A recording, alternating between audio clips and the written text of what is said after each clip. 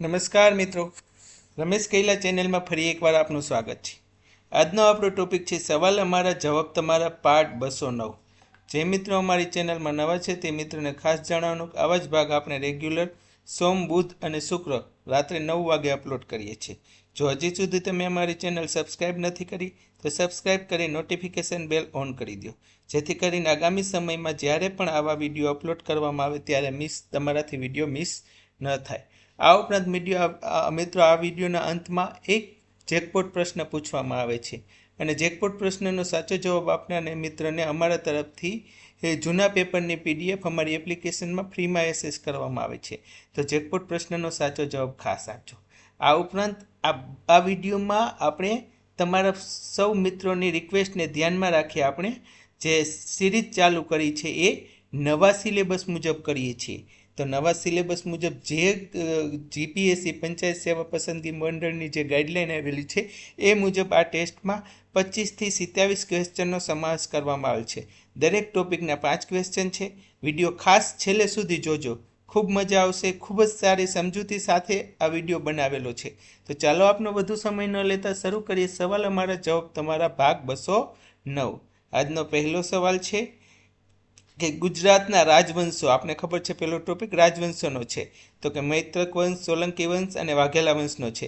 તો ગુજરાતના ઇતિહાસમાં કયા કાળને ગુજરાતનો સુવર્ણ કાળ કહેવામાં આવે છે? મૈત્રક કાળ, સોલંકી કાળ, વાઘેલા કાળ કે ચાવડા કાળ? તો આપણે ખાસ યાદ આવે કે સુવર્ણ કાળ કોને કહેવાય?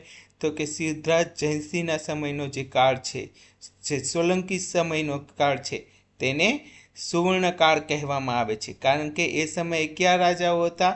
તો કે સિદ્ધરાજ જયસિંહ, કુમારપાળ જેવા રાજાઓ હતા.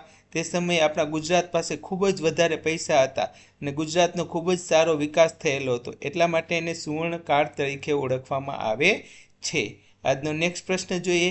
વલ્લભી વિદ્યાપીઠની સ્થાપના કયા વંશના શાસનમાં દરમિયાન થઈ હતી? સોલંકી વંશ, વાઘેલા વંશ, મૈત્રક વંશ કે ગુપ્ત વંશ? તો વલ્લભી વિદ્યાપીઠની સ્થાપના કયા વંશના શાસનકાળ દરમિયાન થઈ હતી? તો સાચો જવાબ આવે છે મૈત્રક વંશના શાસન દરમિયાન થઈ હતી.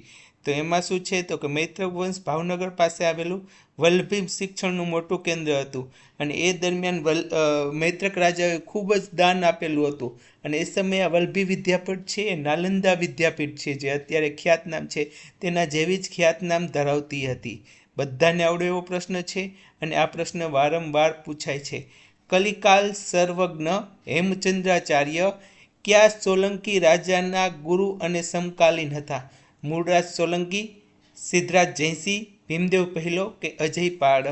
તો કલિકાલ સર્વજ્ઞ હેમચંદ્રાચાર્ય કયા રાજાના ગુરુ અને સમકાલીન હતા? તો સાચો જવાબ આવે છે સિદ્ધરાજ જયસિંહ. કેમ સિદ્ધરાજ જયસિંહ? તો આપને ખબર છે સિદ્ધરાજ જયસિંહના કહેવાથી તેને હેમચંદ્રાચાર્ય નામનો એક વ્યાકરણ ગ્રંથ લખેલો હતો, સિદ્ધ હેમ શબ્દાનુસાર, અને એની શોભાયાત્રા હાથી ઉપર કાઢવામાં આવેલી હતી.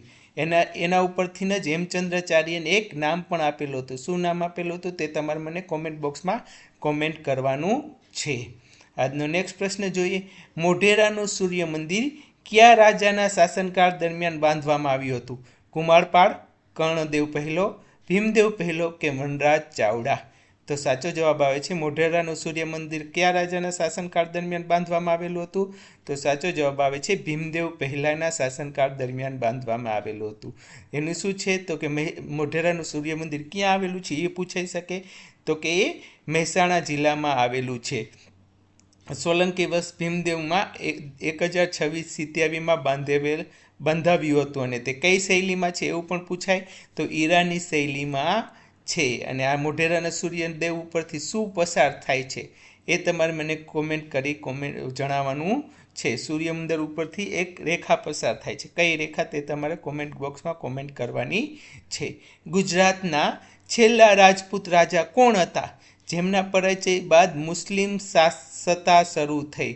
છેલ્લા રાજા ક્યાં હતા? અર્જુનદેવ રજપૂત રાજા કોણ હતા? અર્જુનદેવ વાઘેલા, સારંગદેવ વાઘેલા, કર્ણદેવ વાઘેલા કે વિશળદેવ વાઘેલા?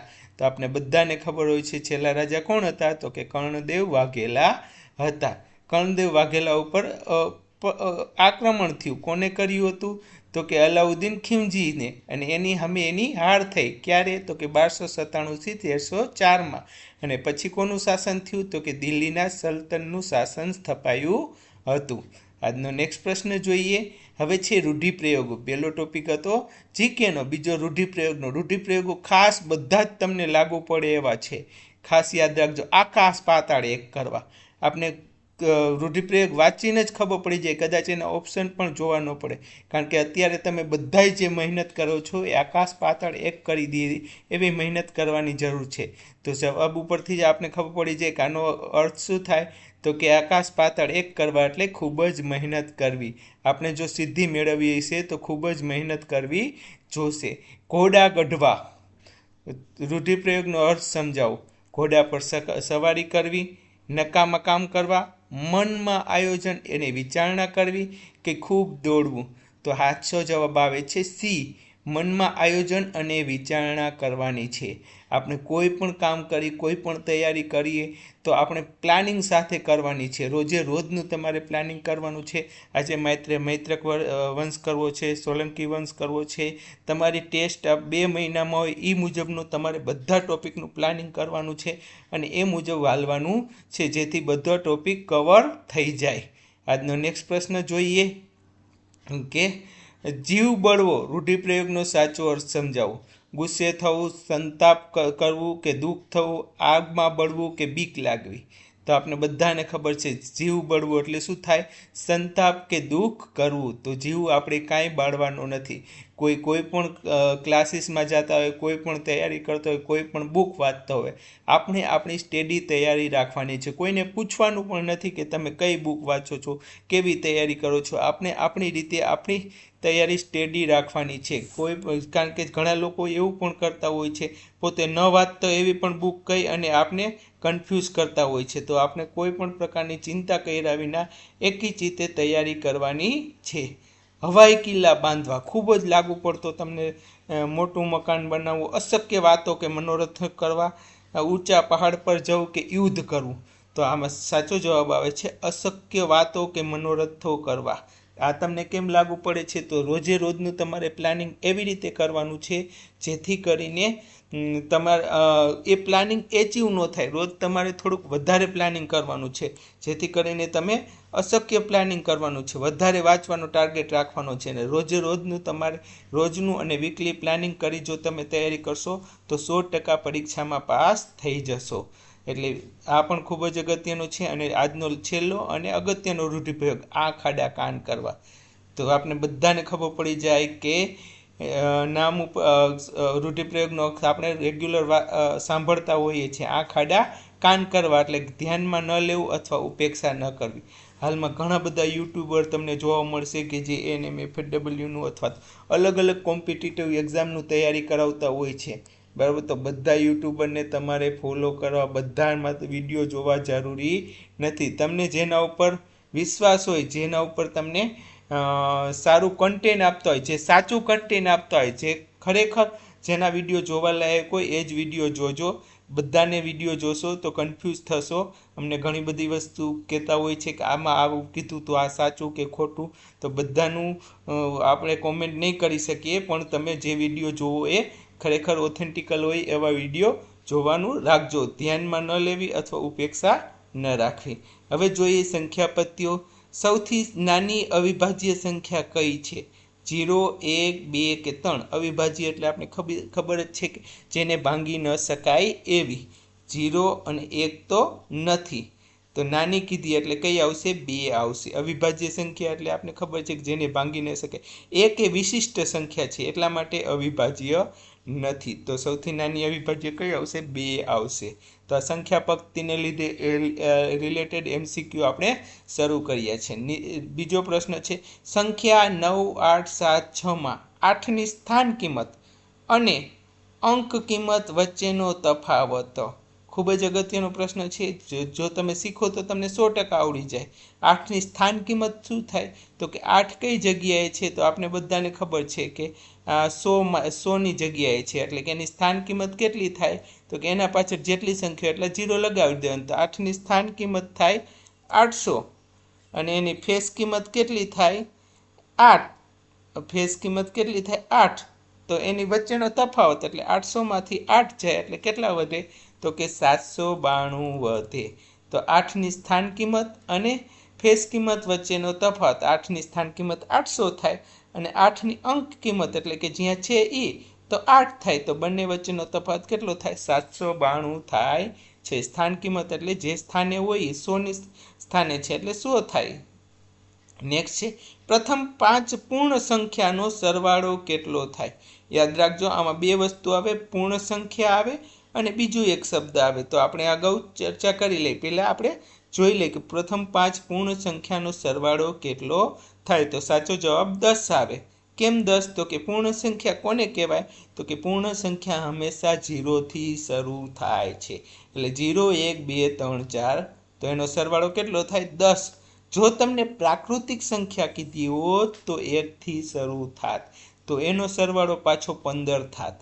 યાદ રાખજો, પૂર્ણ સંખ્યા કહીએ તો 0થી શરૂ થાય, પ્રાકૃતિક સંખ્યા કહીએ તો 1થી શરૂ થાય છે. આજનો નેક્સ્ટ પ્રશ્ન જોઈએ.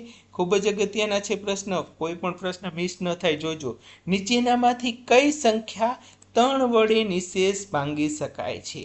તો બધી સંખ્યાને આપણે ભાંગવા જાય તો બહુ વાર લાગે, પણ 3 વડે નિશેષ ભાંગવાનો એક નિયમ છે કે એનો જો સરવાળાને 3 વડે ભાંગી શકાય તો એ સંખ્યાને 3 વડે ભાંગી શકાય. તો પહેલાનો સરવાળો કેટલો થાય છે, 4 2 1 એટલે 7 થાય, તો એને ભાંગી શકાય નહીં. બીજાનો 14 થાય તો એને ભાંગી ન શકાય. ત્રીજાનો 7 થાય તો એને ભાંગી ન શકાય. ચોથાનો કેટલો થાય, 9 થાય છે. તો 513 છે એને 3 વડે ભાંગી શકાય. 3 વડે ભાંગવાનો સામાન્ય નિયમ છે કે જો બંનેનો સરવાળો, જો બધા જ આંકડાનો સરવાળાને 3 વડે ભાંગી શકાય તો એ સંખ્યાને 3 વડે ભાંગી શકાય છે. ખૂબ જ સરળ નિયમ છે, આપણે બધાને આવડે એવો છે, તો ખાસ યાદ રાખજો. આજનો નેક્સ્ટ પ્રશ્ન જોઈએ. બધા જ નિયમો જોવા માંગતા હોય તો તમે કોમેન્ટ કરશો તો બધા જ નિયમોનો વિડીયો પણ અમે અપલોડ કરી શકીશું. નેક્સ્ટ છે 1 થી 100 સુધીની સંખ્યાઓ કેટલી અવિભાજ્ય સંખ્યાઓ છે. આના માટે પણ એક રૂલ્સ છે, 20 25 15 કે 30. તો સાચો જવાબ આવે છે 1 થી 100 વચ્ચેનું પૂછેલું છે, એટલા માટે અવિભાજ્ય સંખ્યા 25 આવશે. જો 1 થી 50 વચ્ચેનું કીધું હોત તો અવિભાજ્ય સંખ્યા 15 આવે. તો ખાસ યાદ રાખજો, 1 થી 100 વચ્ચે કહીએ તો 25 આવે અને 1 થી 50 વચ્ચે કહીએ તો 15 આવે છે. આજનો નેક્સ્ટ પ્રશ્ન જોઈએ કે કોઈ બે એકી સંખ્યાનો સરવાળો હંમેશા કેવી સંખ્યા મળે. એકી સંખ્યા મળે, બેકી સંખ્યા મળે, અવિભાજ્ય સંખ્યા મળે કે શૂન્ય મળે. તો કોઈનો બેનો સરવાળો કરી તો શૂન્ય થાય. એ ખાસ કરીને એકી કીધી છે, બે શૂન્યનો કરી તો શૂન્ય થાય, પણ બે એકી સંખ્યા કીધી છે એટલે શૂન્ય થાય નહીં. અવિભાજ્ય સંખ્યા એવું જરૂરી નથી, વિભાજ્ય પણ હોઈ શકે. એકી સંખ્યા એકીનો સરવાળો કરી એટલે એકી થાય ને, હંમેશા કેવી થાય, બેકી થાય છે. તો સાચો જવાબ આવે છે બેકી થાય. તમે કોઈ પણ બે એકી સંખ્યા લઈ લેશો તો એનો સરવાળો હંમેશા બેકી થશે. આજનો નેક્સ્ટ પ્રશ્ન જોઈએ. નીચેનામાંથી કઈ સંખ્યા 9 વડે નિશેષ ભાંગી શકાય છે. તો આટલી બધી સંખ્યાઓને આપણે ભાંગવા બેસીએ તો આપણો લગભગ આપણે એક પ્રશ્નનો જવાબ આપવા માટે આપણે 54 સેકન્ડ ફક્ત મળે છે. તો આટલી બધી સંખ્યાને ભાંગવા બેસીએ તો લગભગ આપણે 5 ક્વેશ્ચનનો ટાઈમ જતો રહીએ. તો આમાં પણ સેમ નિયમ લાગુ પડે છે. એટલા જ માટે મેં બીજું આ ઉદાહરણ લીધું કે જેના સરવાળાને 3 વડે ભાંગી 9 વડે ભાંગી શકાય એ સંખ્યાને 9 વડે ભાંગી શકાય છે. તો બધા જ આંકડાના સરવાળા કરવાના છે, જેને 9 વડે ભાંગી શકાય એને એ સંખ્યાને 9 વડે ભાંગી શકાય છે.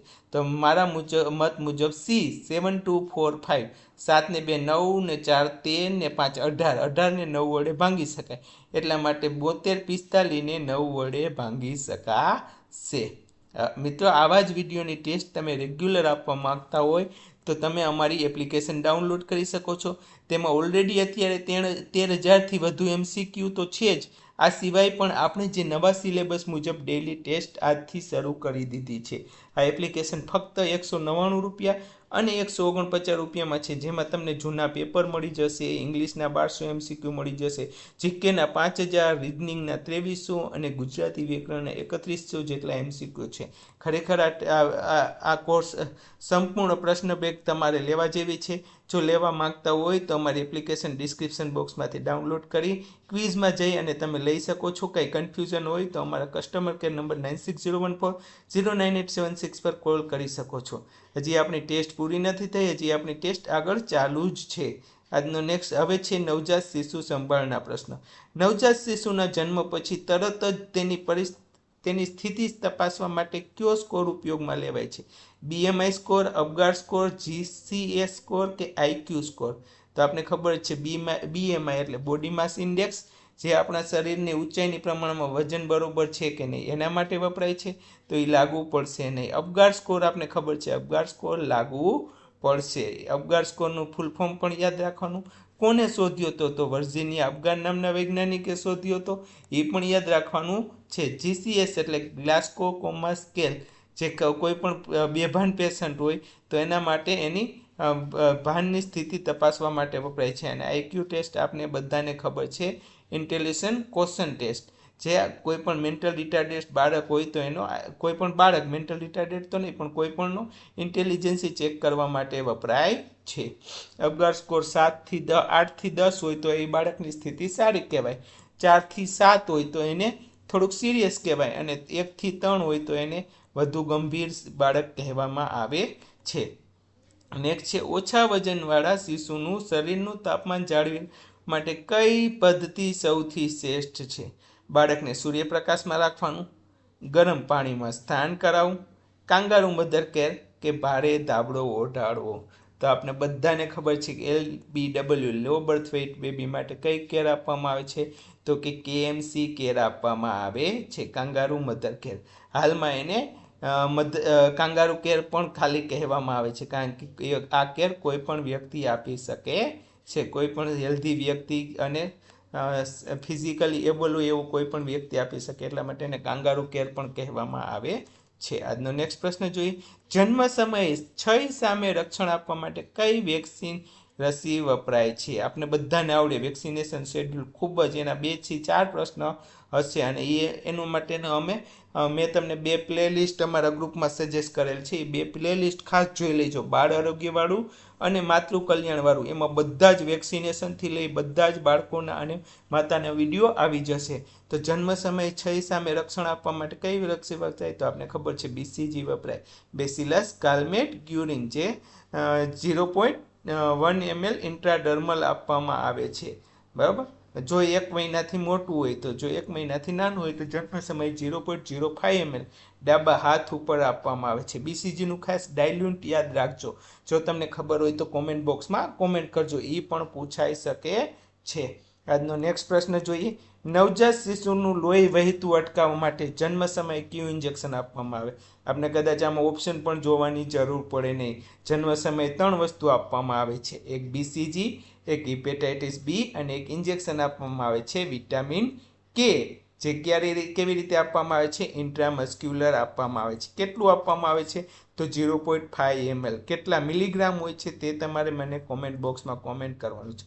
જન્મ સમયે બાળકના આંતરડામાંથી વિટામિન K બરોબર બનતું નથી, એટલે ઘણી વખત બાળકને બ્લીડિંગ થવાની શક્યતા રહે છે. એ અટકાવવા માટે વિટામિન K આપવામાં આવે છે. નેક્સ્ટ છે સામાન્ય રીતે નવજાત શિશુનો શ્વાસોશ્વાસનો દર પ્રતિ મિનિટ કેટલો હોય છે?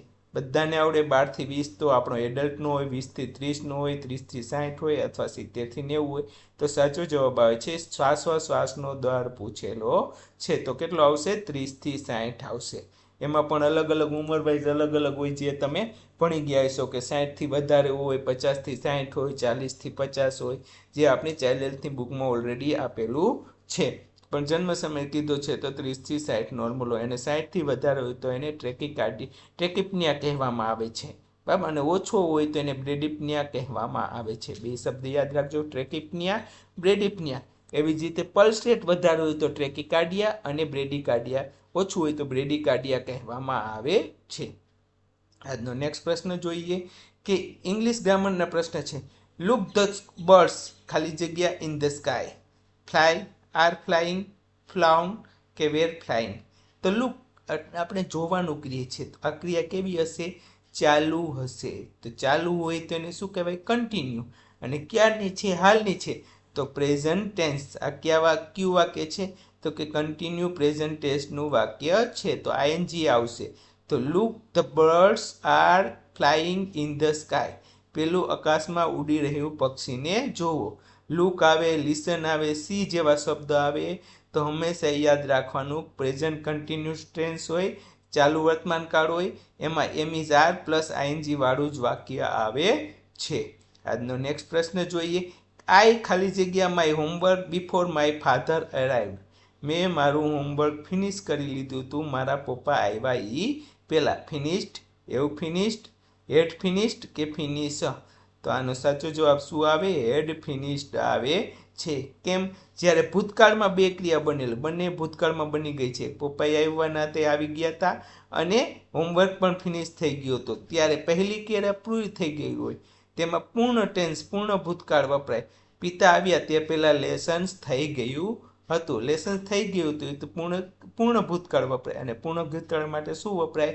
Had plus past participant.